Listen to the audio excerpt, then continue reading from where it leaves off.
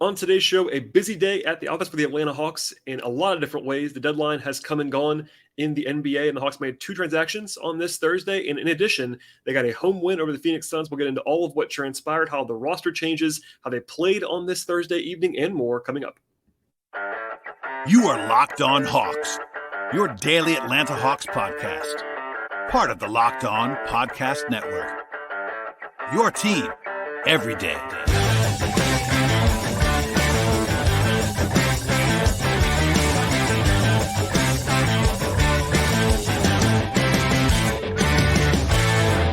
Hello, friends. Welcome to episode 1410 of the Locked On Hawks podcast. I am your host, Rowland, coming to you on a Thursday evening into Friday. And today's show is brought to you by Rocket Money. Stop throwing your money away with Rocket Money. Cancel subscriptions that you don't want and don't need, and go to rocketmoney.com/LockedOnNBA. Also, at the top of the podcast, I should tell you, make us your first listen each and every day here at Locked On Hawks. Check us out across podcast platforms. That includes Apple Podcasts and Spotify, as well as YouTube and anywhere you get your podcasts. Today's show is actually going to be the second show that I've done today. So if you missed it, I talked in emergency podcast fashion about the Hawks at the deadline earlier today. We'll have more deadline stuff in a second, wrapping things up with more official announcements and some more context and comments and all that fun stuff. And then later on in the episode, I'll talk about the Hawks win tonight over the Phoenix Suns. The Hawks did not play perfectly by any means tonight. In fact, I think they actually play below average in this spot. But fortunately, they were allowed to do that because they were playing an undermanned, pretty shaky Suns team that missing a lot of their guys. And the Hawks were at home, etc. And with the win, they avoid a 3-game losing streak. They get back to 500 on the season, and a general good vibes night for Atlanta on the whole. I will get into the game later on in the show, but we're going to start with the deadline. And again, I implore you to listen to the emergency reaction where I give some more analysis on Saddiq Bey and Garrison Matthews and Bruno Fernando and sort of the transaction stuff overall. But a few leftover items here from that podcast, as well as some comments from the powers that be. So officially, the deals have been announced. The Matthews-Fernando deal got actually announced about 7:45 Eastern time tonight. That confirmed the reporting from Kelly Iko of The Athletic that I talked about on the emergency show. That the picks going to Houston are the OKC picks in 2024 and 2025 from the Dennis Schroeder trade. And then later in the evening, about 10 p.m. or so, after the game was even over, the Hawks finally announced the Saddiq Bey transaction. It was a 4-team deal in the end, but Atlanta was part of that. And also we found out which picks are going away for Atlanta. It's actually their own pick in 2023, 24, 25, 26, and 28. Again, second-round picks, 5 of those going out for Saddiq Bey. I will say you could certainly argue that it's quote-unquote only 4 picks or 4.5 picks because the 2025 pick is kind of a fake pick. The Hawks were only getting that pick, at least keeping that pick if it was actually falling in the top 10 of the second round because they had already traded part of it. That's part of this as well. So if you want to say that's a fake pick, I certainly agree with that on some level. So anyway, it's more of a 4-pick transaction than 5. That's a small win. Still, you traded six picks and kind of 6.5 picks in one day, but second round picks and all that fun stuff. We talked about sort of the litigation of all of that and how you can certainly argue on both sides how much those are worth, but certainly they paid a lot of prices when it comes to second round picks value, I guess, for what they actually acquired, as we'll get into more later on in this podcast. As a reminder, the Hawks will actually have a pick this year as long as the Pelicans make the playoffs. That'll be a pick, though, in the bottom half of the second round, and slim pickings moving forward in the second round for the Hawks. They only traded, I should say only half of their second-round picks that they had available, but they traded half of second-round picks available, and they are also famously short on first-rounders now because of the DeJounte Murray trade. So a little bit of a more empty cupboard of picks in the future for Atlanta. I also wanted to play some video for you and some audio for you from the postgame. Landry spoke to the media first after the game, which was kind of an odd situation, but because the Hawks could not announce the deal until 10 p.m., he came out and talked before Nate McMillan did. And I think that, generally speaking, the biggest story of the day is what didn't happen for the Hawks in my mind. Not trading Collins, not trading McDonough, but particularly Collins, because he had such a national discussion about him. It's been 2.5 years of that at this point in time. So I want to play you some video first here from Landry and Nate, both talking about John Collins in different ways. So you'll hear from Landry first, and then after a brief transition, you'll hear from Nate talking about John Collins. Well, our focus is on what was before us, and with John's a valuable player, and a guy who's always in the media, who always handles himself with unbelievable grace and professionalism. That's valuable for us, and that's something that we adore at the end of the day. And so for him and this team to come out today with all that noise is good. I thought John's been aggressive all season long, and it's been a lot of conversation about him all season long. And I really respect the way he has carried himself throughout this season, not listening to the noise that was out there about him. He comes to practice every day and gives 100%. When he plays in the game, he gives 100%. And, so what we saw tonight is no different than what we've seen all season long with, so many conversations about him really starting from last summer. All right, and we'll go on from there. But obviously, no surprise. Like, John is well known for his professionalism and the fact that he plays hard and is always showing up for work. Good energy guy. He gave a lot of interviews today. He didn't have to do that, so he's well liked around the team and all that stuff. And it does matter on some level that he's still around. And I've said this numerous times. I think the Hawks are a better team because they have John Collins on the team. So there's that for now. Elsewhere in the press conference, Landry was also asked what he thinks he's going to be getting from the new additions, and that, of course, is Saddiq Bey, Garrison Matthews, and Bruno Fernando. And here's what he had to say about those guys as far as initial thoughts. Yeah, so starting a little more broad, just as we're defining what it means to be a Hawk, guys that are competitive, guys that bring us versatility, guys who love the game, who work hard. We found that, in all those guys, and they all have their different roles and things that do make them special individually. Everyone's familiar with Bruno. He's been here, the high energy, big. Garrison Matthews, the intensity, the shooting, the flexibility that we can get just in the way we're trying to play more of in that 0.5 and being able to move the ball. And then the Saddiq Bey, right? Young guy who's up and coming and gives us a lot of that depth at the wing with the versatility that he is. Played 3, the 4, 4-3, can guard multiple positions, can shoot the ball, and a worker. And so that's really a key to it, right? It gives us a lot of depth in what we're doing. And for our coaches, that's a lot of flexibility going into the last part of the season to see, like, hey, whatever's working, like, let's win ball games and do that. All right, and he got basically a couple questions about rotation stuff. He deferred those to Nate McMillan. Famously, the front office does not like to talk about rotations. That's a Nate decision. That's sort of that dividing line. So that's part of the answer that he gave there. He got a question about the price they paid, which is not a surprise, and how many second round picks were involved in the deal, and how those are actually worth at this point. I think it was from MC from the AJC. And Landry said that it was, quote, still a lot of value to give up, end quote. And he also mentioned financial flexibility as a reason why they went this route with the ability to keep their core guys together.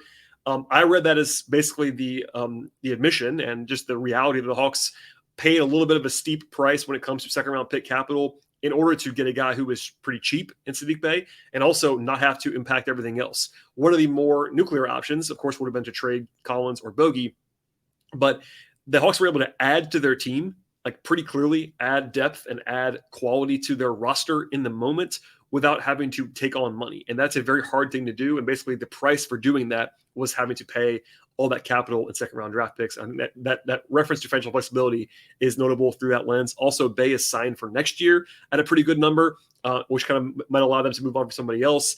I kind of laugh always with that term of financial flexibility, but the Hawks, of course, have pretty clearly, I think at this point, I'm sure there are still some skeptics, but the Hawks obviously ducked the luxury tax on purpose this year. That was very, very clear in the way they operated in the last 6-7 months. But there you go from there. Also, as far as basketball is concerned, I think at least 3 times referred to Saddiq Bey as someone who's going to give them flexibility at the 3 and the 4. I know I got a little bit of pushback in comments and responses from the Emergency podcast, but this is the reality that I saw coming the entire time. But I guess there's the world out there where he's like more of a 2-3. Saddiq Bey is definitely more of a 3-4. He's a combo forward. He will play some 4, he'll play some 3, and that was driven home by Nate and Landry as far as the post-game comments are concerned. He talks about switchability. I asked for clarification about one thing about Saddiq Bey playing the 3 and the 4, so that's kind of out there. We'll see what that looks like lineup-wise. I referenced this on the previous show, but there is some question about how much it might sort of affect Jalen Johnson in particular. We'll see on that, but at the very least, they add some depth with Saddiq Bey. Just as far as this, before we move on to other things, I just want to at least talk a little bit about something that was written today that I shared on Twitter. James Edwards, who covers Pistons for The Athletic and has covered Bey's entire career, wrote about kind of what Detroit did at the deadline and talked about some stuff around Bey that's not the best necessarily. He said people in Detroit thought that the asking price was pretty high for Saddiq Bey and basically references like offensive inconsistency and defensive problems, and that Bey's going to be looking for an extension this summer. That's kind of all I got into a little bit on the previous podcast, but defensively, Saddiq Bey is certainly below average for what he probably is at this point in time. And he likes to shoot by all accounts. All of it. Beyond that, though, the most interesting part for me in that reporting from James Edwards is that he wrote the following, quote, Bey's style of play was starting to wear on some in Detroit's organization, end quote. He pointed to shot selection as a potential concern and, quote, tunnel vision, end quote, and noted his drop in efficiency as he's trying to be more of a shot creator in the last year or two. I talked about that a little bit earlier today as well, but I'll be interested to see how Bey kind of buys into the system in Atlanta. This is a very it's kind of I have the beholder thing because, as I said before, I think that there's a world in which Bey just fits in, and I've always liked him as a prospect, even dating back to his time at Villanova, because I thought he was more of a 3-and-D guy. And if he buys into that role, I think that's certainly available to him. Defensively, he's going to have to get better, but you could certainly point out that he's been playing in a pretty frazzled system in Detroit that might be better impacted in Atlanta. But the concern would be, and as many said this after I actually posted the quotes on Twitter today, it sounds like Cam Reddish in a lot of ways, and that's a guy who the light bulb never really came on for him in Atlanta, and he wanted out to have a bigger role. Saddiq Bey, you kind of have to hope he's going to buy in, because if you look at the roster, he's not going to have a huge role in Atlanta, barring some trade or some injury or whatever. Like if he comes in, he's going to be the 8th, 9th man on the Hawks roster, and I'm sure he's not going to be thrilled with that initially. We'll see. But just all that stuff is interesting to me as to how it's going to be going in the future, and we'll see how he buys in. But I thought it was at least noteworthy that the guys who covered him locally and heard stuff about that was like he seems to like want a bigger role, and this is not the move for him to get a bigger role. Honestly, he would have been better off going somewhere else if that was the more prominent goal at this point in time. But from the Hawks standpoint, again, the overarching theme of the day at the deadline was just adding depth. And Landry said the word depth multiple times. That's really the only approach. Like if you just the overarching, start to finish takeaway is they made 2 deals. They got deeper without having to trade a lot in terms of current capital, and they also saved money, but it certainly improved the depth of the roster, which was a problem all year long. And I've said that a number of times, so you can't really complain about that too much. And even I, as someone who does not like to just give away value, I think the Hawks didn't make the best value deal here. They still, I'm not really pointing that out as far as yelling and screaming about it. I think it's just noteworthy. It's part of my job to give you the overall compensation and the overall sort of comprehensive look at things. But in the end, the big takeaway for me is that the Hawks just got deeper and better, and their roster is in a better place than it was just a few hours ago.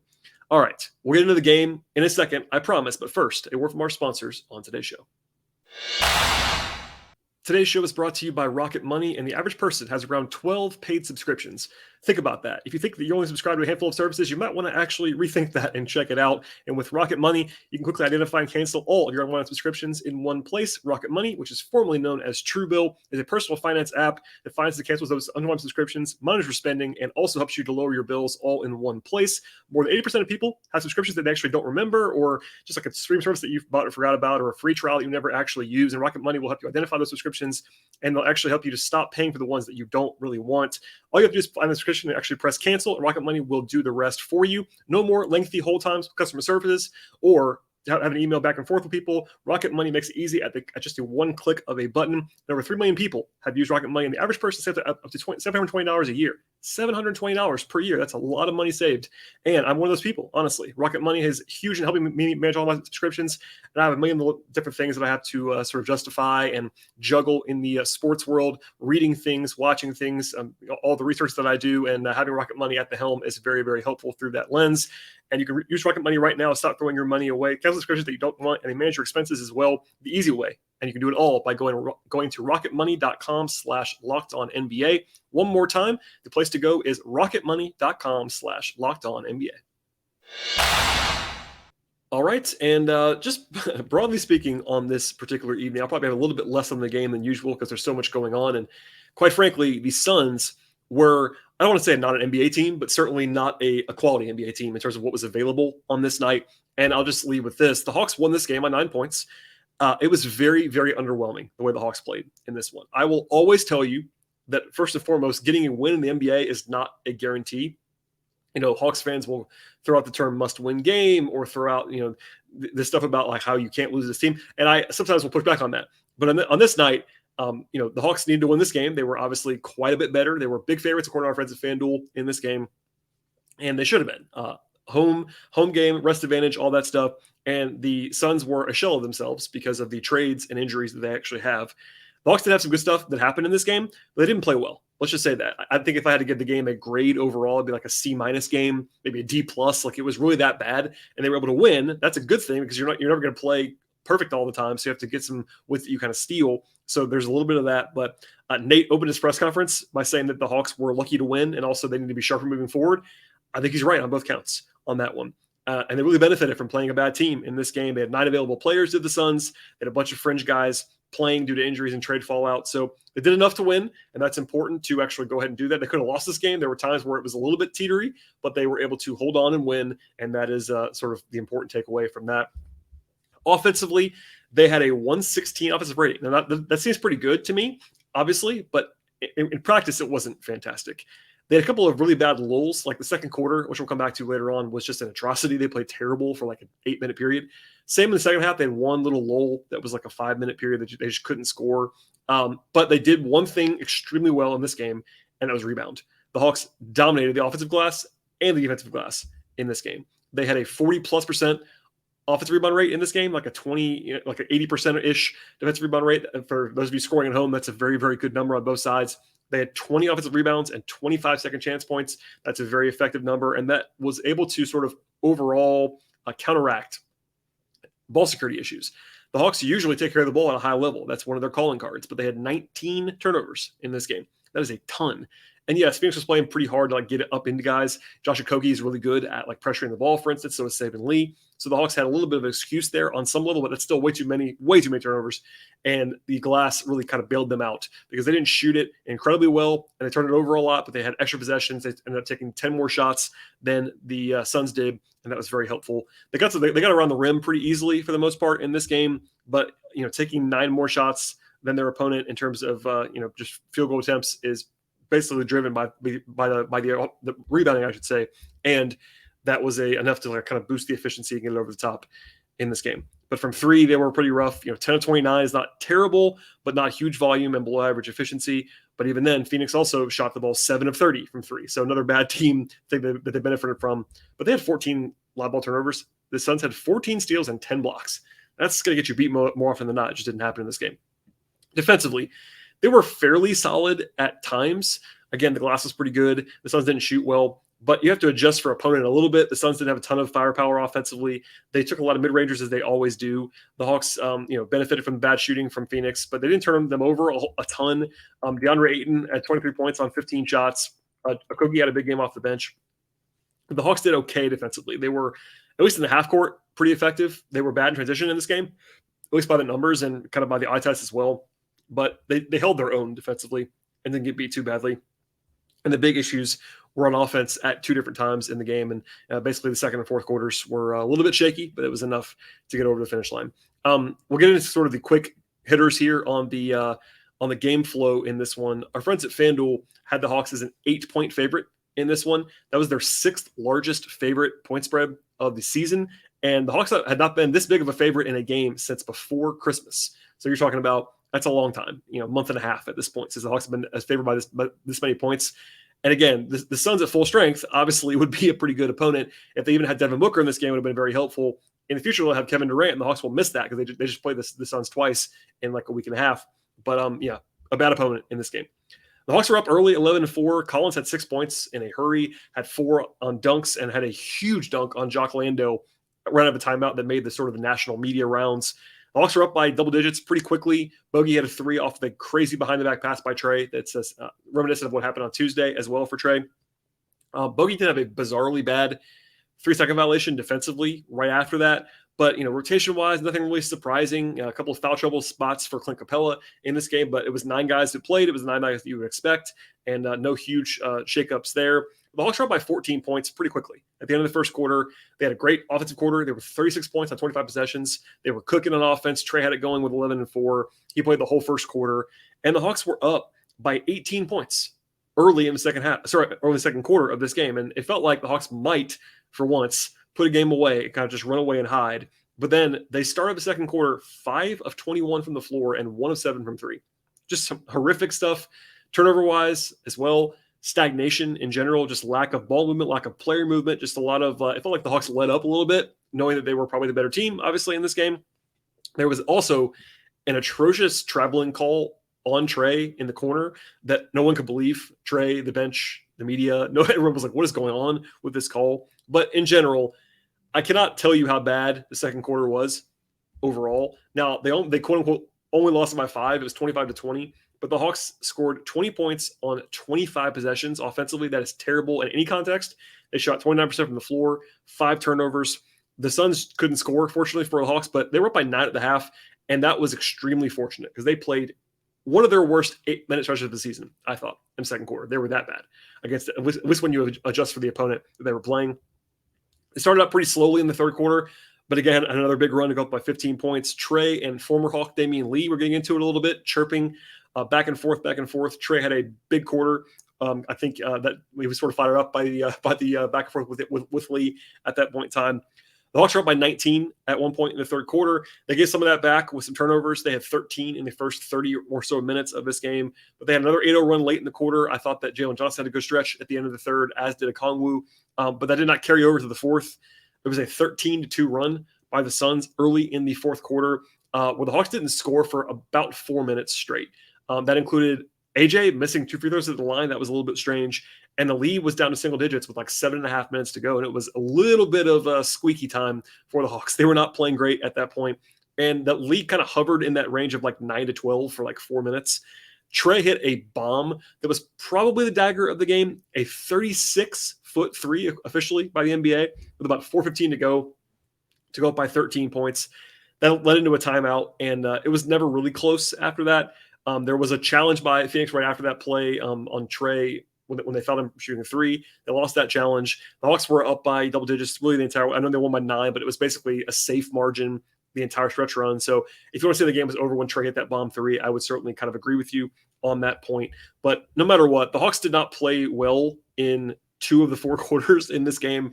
They weren't atrocious in the fourth like they were in the second, but the early part of the fourth quarter was kind of similar. And it was the first time around, it was kind of the starters. The second time around, it was the bench. It was just kind of a weird night for some guys. And the Hawks did play well with Trey on the floor. They played well with the starters for the most part, but just kind of a weird one. They didn't play great again, but they took care of business. And I want to make sure that point is clear. When the Hawks win sometimes or when the Hawks lose sometimes, I will tell you that the Hawks were better than they might have thought. Or maybe better than it seemed. And I have to be honest with you the other way too, where the Hawks got a win tonight. And, 3 months from now, it looks like the Hawks beat the Suns by 9 points. It's probably a pretty good win. Watching the game tonight, watching the Suns, watching the Hawks did not play well at all in this game. That's important to understand. Context-wise, does it actually matter? Maybe not, but we'll see how that sort of transitions into Saturday's game and all that stuff. But they got a win tonight. It's 28-20 on the season, and they're 14-11 at home at this stage. All right, one more break now here from our sponsors, and we'll come back with our player-by-player breakdowns and a quick look ahead at the weekend. So stay tuned. Here's a word from our sponsors. Today's show is brought to you by FanDuel, and the only app that you need this year at Super Bowl Party is FanDuel, America's #1 sportsbook. We're very excited about FanDuel as a new sports betting partner for the Locked On Podcast Network. And if you're new to the party with FanDuel, that is even better for you. They have tons of great features that make sports betting both fun and easy. You can download FanDuel right now and bet on Super Bowl this weekend with a no-sweat first bet. Get up to $3,000 back in bonus bets if your first bet doesn't win on FanDuel. They have all kinds of betting options that includes money lines and point spreads and totals and tons of player props and all that fun stuff around the big game this weekend. And this projects to be an awesome matchup between the Chiefs and the Eagles as well. A close point spread, perhaps a high-scoring game, lots of star power with Patrick Mahomes, Jalen Hurts, etc. And the best place to find all of the stuff you're looking for is at FanDuel. The app is safe, secure, and easy to use. And best of all, you get your winnings paid out instantly at FanDuel. Join FanDuel right now today at FanDuel.com/lockedon and claim your no-sweat first bet on the Super Bowl. That is FanDuel.com/lockedon. Make every moment more with FanDuel, official sportsbook partner of the NFL. All right, and quickly before we get out of here, a look at the players who appeared in tonight's action for the Hawks. 9 guys took the floor.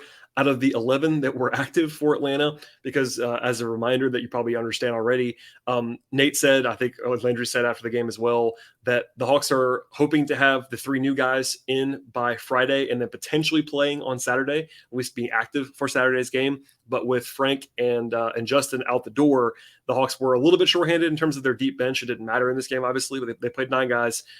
Bogey had a struggle. He was 2 of 12 from the floor, 2 of 9 from 3. 2 assists. He looked pretty creaky in tonight's game. 6 points. 22 minutes is actually pretty low for him these days. And it feels like in particular, Bogey and Capella could really use the All-Star break right now. Not a huge surprise. Those are the older guys in the rotation, but Bogey looked a little bit shaky tonight, let's just say. Jalen Johnson had a nice second quarter, I thought. Had 8 rebounds, I should say, in the game. 6 points in 12 minutes. He was fine otherwise. Second half, not quite as good as the first half, like most of these guys, but alas. AJ Griffin had a pretty quiet night. 6 points on 7 shots and had 0 rebounds, 0 assists, 0 steals, 0 blocks, 0 turnovers. So basically, he took 7 shots, but it was basically all he did in this game. And he was fine, just not a huge highlight moment for AJ. Okongwu was good, I thought, off the bench. 11 points, 11 rebounds, 23 minutes. Had a little bit of foul trouble, as he often does, but 1 steal and 1 block for Okongwu, and good energy across the board from him on defense in this game. I mentioned before, Capella had kind of a weird night. He had a huge rebounding game. 17 rebounds in 25 minutes for Capella is pretty crazy. Had 2 steals on a block as well, was plus 11. It's a credit to Clint that he can actually play well without looking great, because physically he didn't look fantastic, especially in the first half. A little bit shaky on Ayton, a couple of weird physical moments from Capella. Not that he's like glaringly hurt, just a little bit hampered probably, and probably worn down, but good to have him not play a ton in this game, and did his part when he was out there on the glass. DeAndre Hunter had a rough game, I thought, overall. 9 points on 12 shots for DeAndre after another rough one on Tuesday. So a little bit of a funk here, right? As soon as Hawks fans started to buy in finally to Hunter, he's been bad the last couple games. Did have 6 rebounds for him. Is not a small thing by any means, but 2 assists, 2 turnovers, was plus 3, and defensively did fine for sure, but offensively a rough one for DeAndre. Collins was pretty active and pretty aggressive in this one. I think he had 4 dunks, maybe even 5 dunks in this game. 16 points for John, had a steal. Only 2 rebounds, so that's a little bit weirdly low there for him, but he was efficient, he was effective, and played hard and well.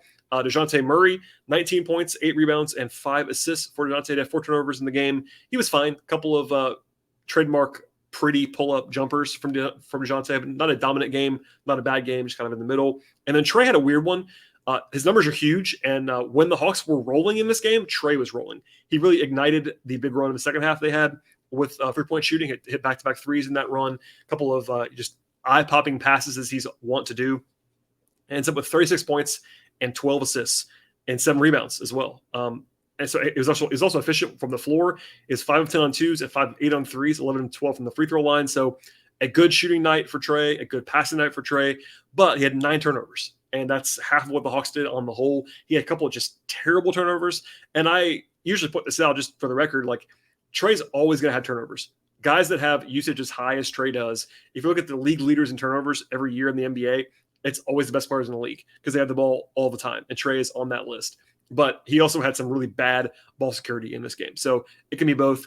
As funny as this sounds, Trey did not play an A-plus game while having 36 and 12 in this game. But he did shoot it well, and he did have some big moments at big times, and the Hawks were much better with him on the floor, as they usually are. In fact, they were plus 15 with Trey and minus 6 without him in this game. That's continuing a season-long trend for the Hawks. All right, that's it for today's show. We will look ahead a little bit here briefly. The Hawks play at home on Saturday night.